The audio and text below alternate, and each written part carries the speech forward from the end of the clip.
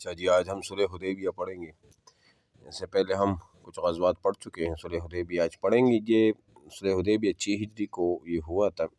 آپ علیہ السلام نے، خلاصہ اس کا یہ ہے کہ آپ علیہ السلام نے یہ خواب دیکھا تھا نا، خواب کہ میں اور اس طرح میرے صحابہ وہ خانہ کعبہ کا جو ہے نا وہ طواف وہ کر رہے ہیں، تو یہی خواب پھر سچا ثابت ہوا، اور اس طرح مسلمان عمرہ کے لیے وہ روانہ ہوئے۔ اس میں ٹوٹل 1400 صحابہ کرام تھے، اور مدینہ منورہ پر اپنا نائب عبداللہ بن مکتوم یا نمیل لیسی کو آپ نے اپنا نائب مقرر کر دیا۔ آپ علیہ السلام کے ساتھ اس غزوے میں، اس سورہ حدیبیہ میں، اس عمرہ میں سلمہ رضی اللہ تعالیٰ عنہ آپ کے ساتھ تھی، اور یہ ذی القعدہ 6 ہجری کو یہ جو ہے نا وہ ہوا تھا، ٹھیک ہے۔ چنانچہ ایسا ہوا کہ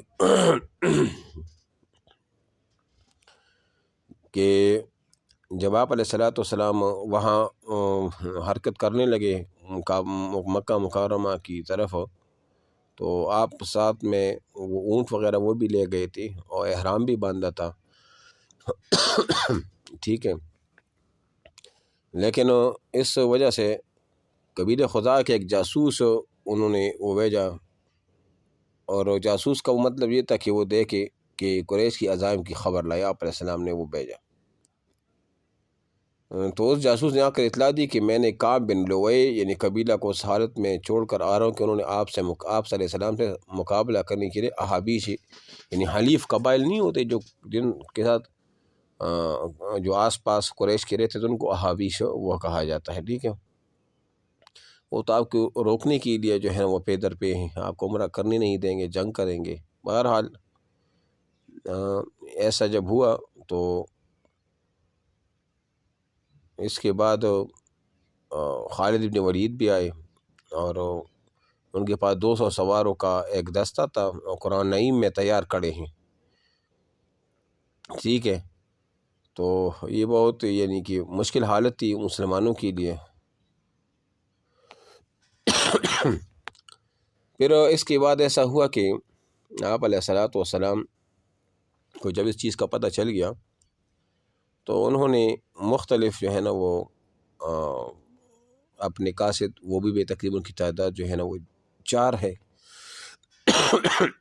اور مسلمانوں کی طرف سے بھی کچھ قاصد جو ہے نا سفیر بھیجے گئے تھے قریش کی طرف کہ ہم جنگ کرنے وہ نہیں آئے ہیں، ٹھیک ہے۔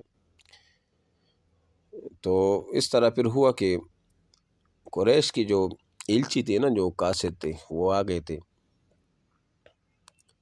تو اس میں مختلف تھے۔ سہیل بن عمر بھی تھا، عروہ بن مسعود ثقفی بھی تھا، اور بھی تھے۔ اس طرح یہ شخص آ گئی، اور انہوں نے آپ علیہ والسلام صحابہ کی حالت کو جو ہے نا وہ بھی دیکھ لیا۔ بہرحال پھر آپ علیہ السلام نے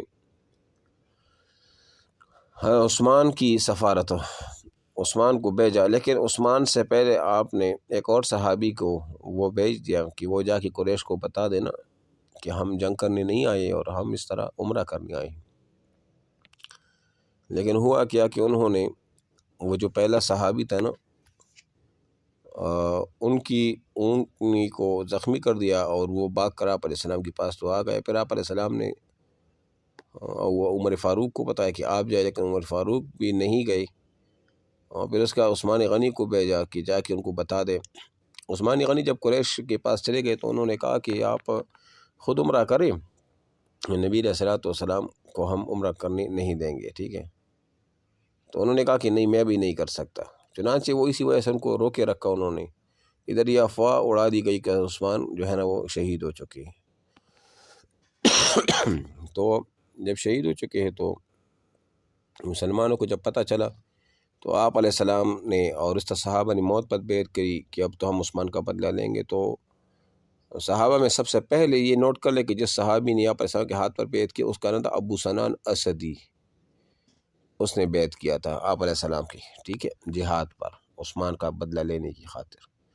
اور وہ بھی ہے ایک صحابی سلمہ بن اکو، اس نے 3 بار بیعت کی تھی، ٹھیک ہے۔ یہ وہ صحابی ہے، اگر سوال آ جائے نا تو وہ سلمہ بن اکو رضی اللہ تعالیٰ عنہ، ٹھیک ہے۔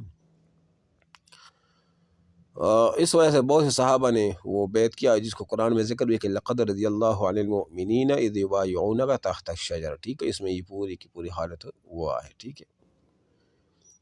لیکن آخر میں بارہ قریش نے صورتحال کی نزاکت جب محسوس کری نا، تو انہوں نے سہیل بن عمر کو معاملات صلح طے کرنے کے لیے روانہ کیا، اور یہ تاکید بھی کر دی کہ صلح میں لازماً یہ بات طے کی جائے کہ آپ اس سر واپس وہ چلے جائیں۔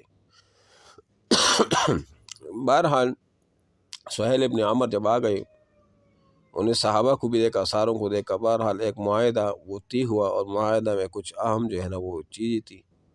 اس میں ایک یہ تھا کہ اس سال مسلمان طواف نہیں کریں گے، عمرہ نہیں کریں گے، بلکہ اگلے سال جو ہے نا وہ آئیں گے۔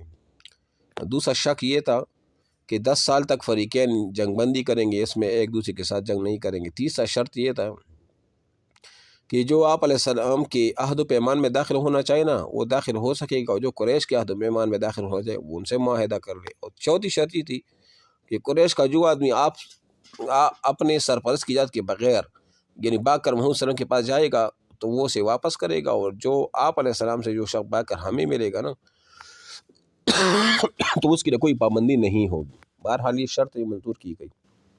اسی دوران یہ معاہدہ بھی لکھا بھی نہیں گیا تھا کہ سہیل ابن عمر کا بیٹا تھا ابو جندل، جس کا اصل نام عاص تھا، وہ بیڑیوں میں جکڑا ہوا گھسیٹتا ہوا پہنچا آپ علیہ السلام کے پاس۔ ابھی تک یہ معاہدہ مکمل بھی نہیں ہوا تھا کہ سہیل ابن عمر نے کہا کہ اس کو ابھی واپس کر دیں۔